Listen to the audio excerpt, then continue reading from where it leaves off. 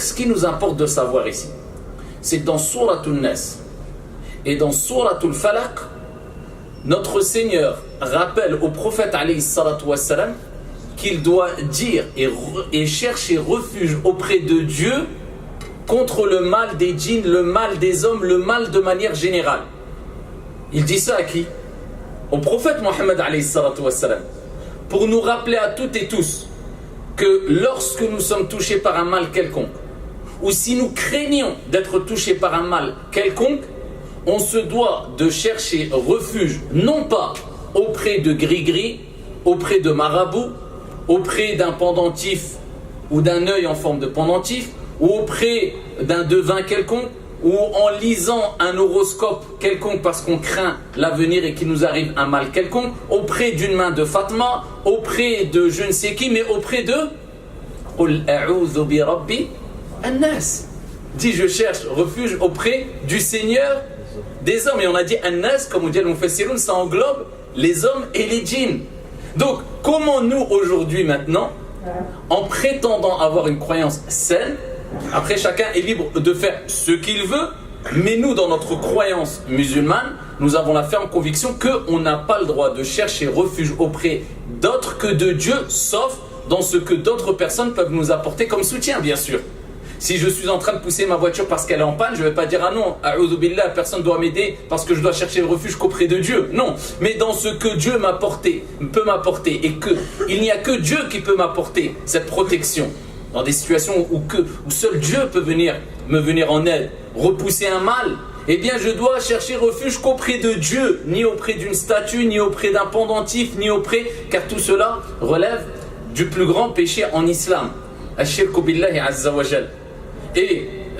Allah subhanahu wa ta'ala nous rappelle dans plusieurs versets coraniques que wa in yamsaska Allahu bidur fala kashifa lahu illa hu. Si Dieu fait qu'il t'arrive un mal quelconque, nul ne peut l'enlever, l'ôter si ce n'est lui subhanahu wa ta'ala. Et c'est pour cela que le prophète sallallahu alayhi wa sallam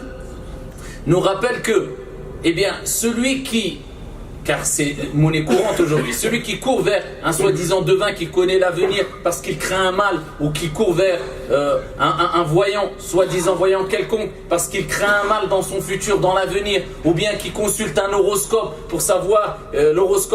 qu'est-ce qui va lui arriver demain, eh bien celui-là c'est certes égaré d'un égarement évident.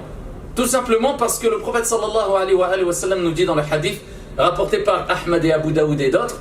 celui qui consulte un devin, celui qui prétend connaître l'avenir, donc nous dans notre croyance on sait que personne ne peut prétendre connaître l'avenir, eh bien le prophète sallallahu alayhi wa sallam dit celui qui le consulte et il croit en ce qu'il dit, faqad kafara bima unzila ala Muhammad sallallahu alayhi wa sallam. Il n'a pas cru en ce qui a été révélé au prophète, c'est-à-dire il a démenti, il ne croit pas en cette révélation et en tous les versets coraniques où Dieu nous rappelle que personne ne connaît l'avenir si ce n'est Dieu. Lorsque Allah subhanahu wa ta'ala nous dit dans le Coran, c'est ce qu'il veut éclaircir aux gens de manière générale. Et il dit قُلْ لَا يَعْلَمُ مَنْ فِي السَّمَاوَاتِ وَالْأَرْضِ الْغَيْبَ إِلَّا اللَّهِ. Dit, nul de ceux qui sont dans les cieux et sur la terre ne connaissent l'inconnaissable, l'invisible, si ce n'est Allah subhanahu wa ta'ala. Et le prophète sallallahu alayhi wa sallam dans un autre hadith rapporté par Muslim, il nous dit toute personne qui consulte un devin, alors par analogie on dit aussi qu'il consulte l'horoscope, je suis scorpion donc il va m'arriver telle chose demain ou je ne sais quoi encore.